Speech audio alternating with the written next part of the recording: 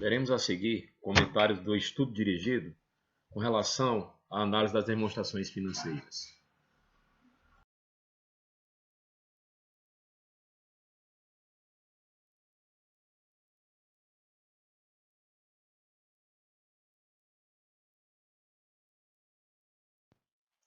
Questão 1. Uma empresa apresenta seu patrimônio formado pelos seguintes elementos: caixa, R$ 3.000, bancos, R$ 2.000, clientes, R$ 5.000, fornecedores, R$ 20.000, terrenos, R$ 15.000, financiamentos, R$ 25.000, veículos, R$ 10.000. Ok. Então, eu tenho aqui parte de um balanço, digamos assim, com itens que merecem atenção. Então, ele quer saber, no enunciado, nessas condições aí, conforme expostas, qual a situação líquida dessa empresa.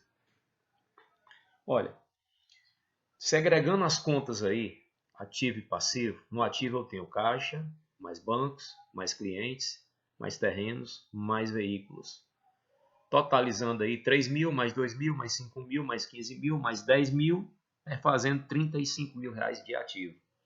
No passivo, eu vou ter, portanto, ou parte desse passivo, fornecedores mais financiamentos, 20.000 mais 25.000, total 45.000. Portanto, patrimônio líquido, ativo menos passivo, 35.000 menos 45.000.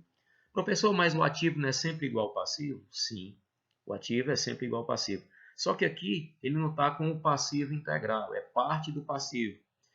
Falta aí o capital social, o patrimônio líquido para ser composto, precisaria também do capital social, que seria o ativo menos o passivo mais o patrimônio líquido.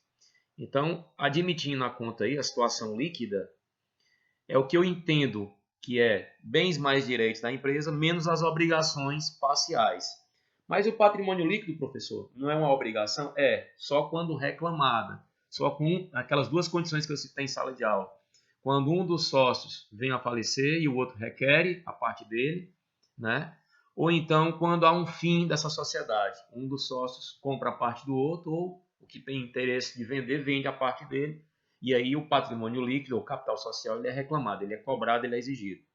Então, portanto, aí a resposta nada mais é que R$ 10.000 negativo, entre parênteses é negativo. Segunda questão agora, observe abaixo o balanço da companhia X para responder as questões de 2 a 5.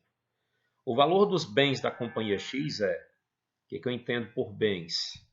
Está lá no ativo, Caixa, mais bancos, mais mercadorias, mais veículos, mais imóveis. Tem uma conta aí, professor, que não entrou, já que o ativo é R$ 150.000. Tem sim, a conta clientes, porque ainda é a receber.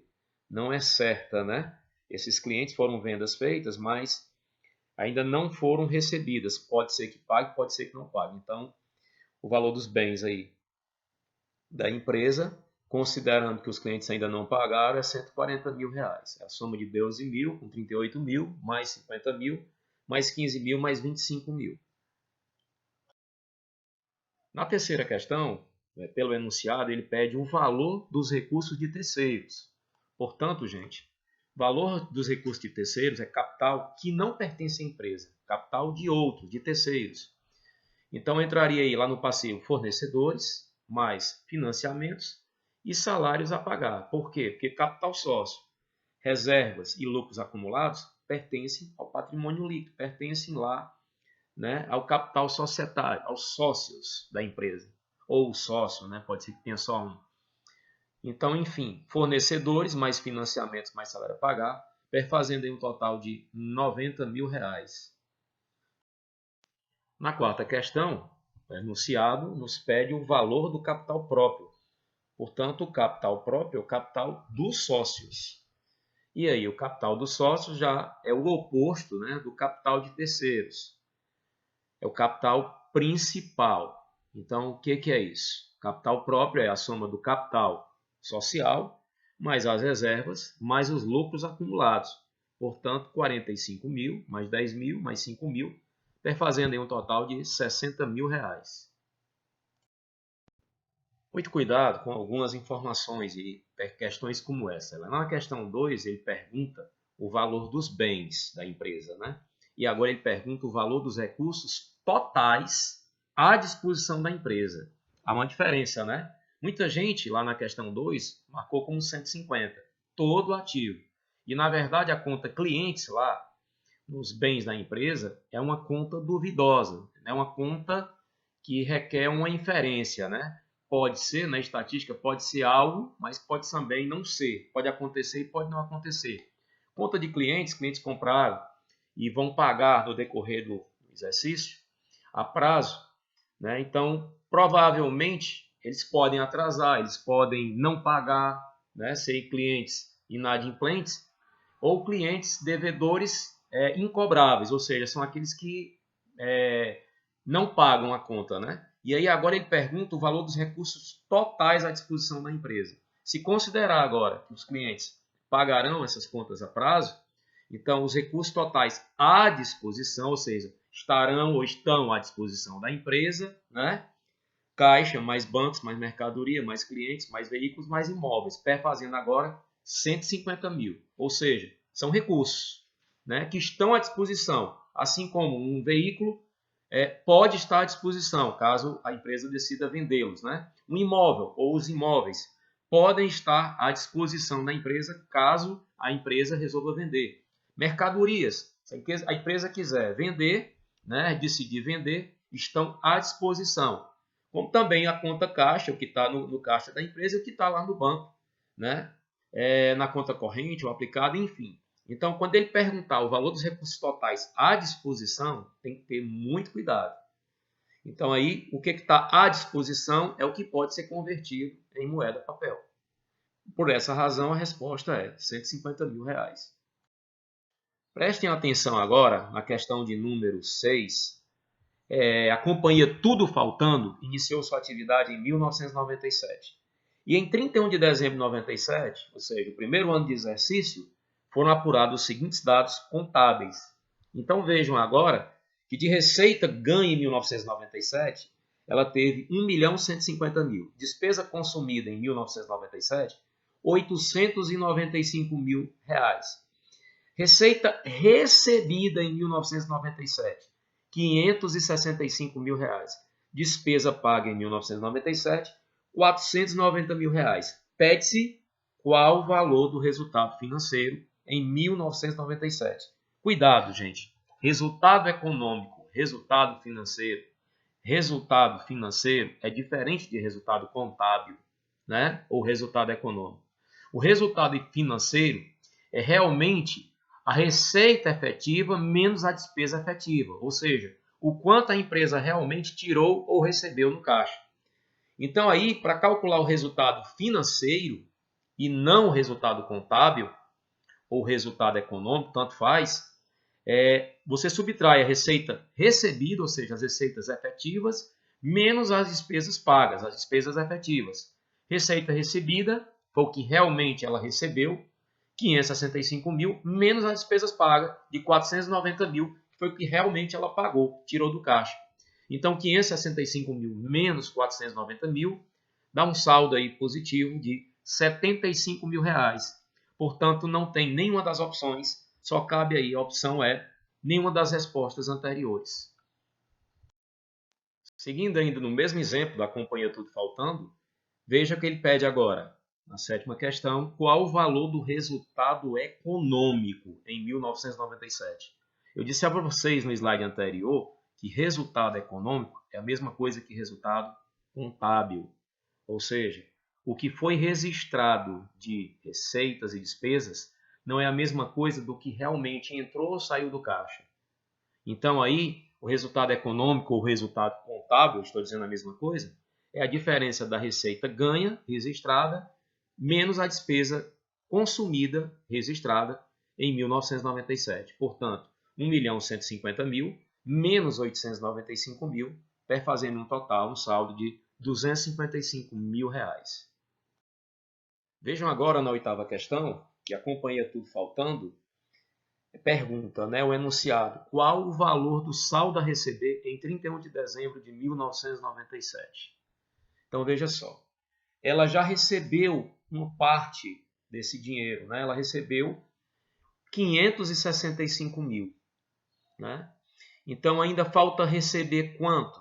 Considerando que a receita total é 1.150.000, toda a receita registrada contabilmente, 1.150.000. E ela já recebeu, né, naquele exercício, 565 mil. É só subtrair 1.150.000 menos o que ela já recebeu, 565 mil.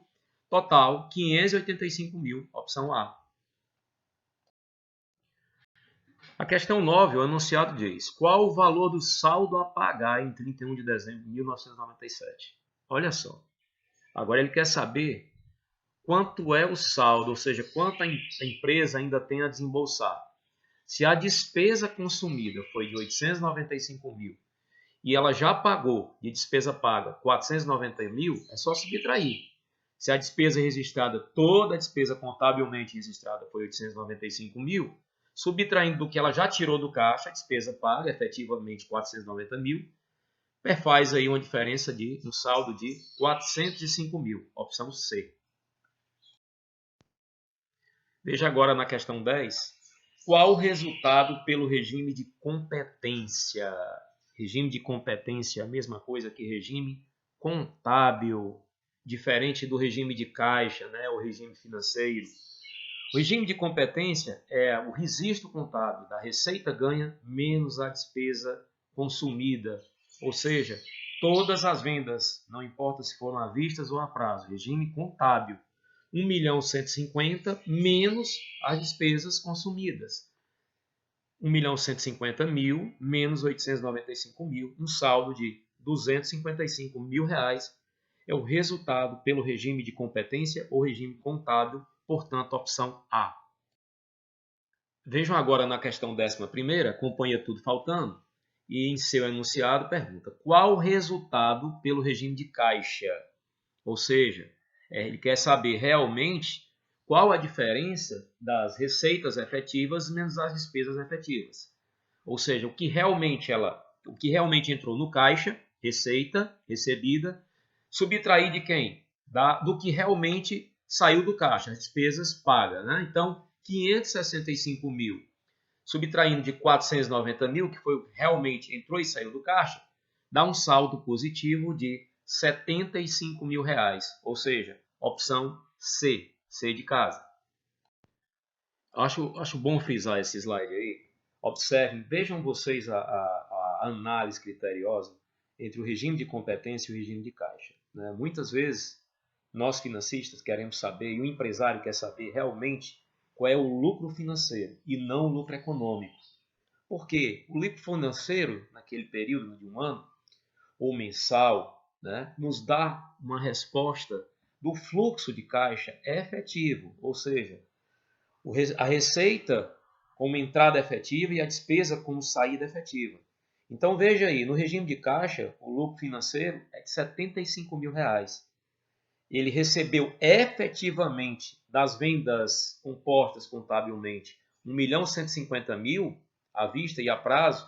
O que entrou efetivamente naquele ano foi 565 mil, enquanto que as despesas de 895 mil registradas contabilmente, ele só conseguiu pagar 490 mil. Então, por essa razão, o lucro financeiro é menor do que o lucro contábil ou lucro econômico. Vejam vocês aí que o lucro econômico deu 3 vezes mais, né? Quase 4 vezes, 3 vezes e meia. 255 mil contra 75 mil. Professor, isso pode, em alguns casos, numa análise criteriosa, a gente encontrar que o regime de competência dá lucro e o de caixa ser negativo, ser deficitário? Sim, sem dúvida. Né? Então, para nós financistas, vale muito mais o regime de caixa do que o regime de competência. Não que a contabilidade não sirva para a gente, claro que serve sim, mas para nós financistas, a gente prefere observar, atentar, e o próprio empresário também, o lucro financeiro, o lucro efetivo, né, real, subtraindo as receitas efetivas e as despesas pagas efetivamente. Então, eu fiz questão de colocar esse slide para vocês entenderem que às vezes a empresa dá lucro econômico, mas não dá lucro financeiro. Nesse caso aí, foi positivo, tanto econômico quanto financeiro. Bom, pessoal, corroborando aí com a nossa atividade e já exibindo aí o gabarito, vejam vocês as 11 questões com as respectivas respostas em cada caso. Primeira questão, item E. Segunda questão, item C. Terceira questão, item A. Quarta questão, item D. Quinta questão, item D. Sexta questão, item E. Sétima questão, item D. Oitava questão, item A. Nona questão, item C. Décima questão, item A. E a 11ª questão, item C. Ficando assim um desejo de bom estudo e outras atividades virão. Grande abraço.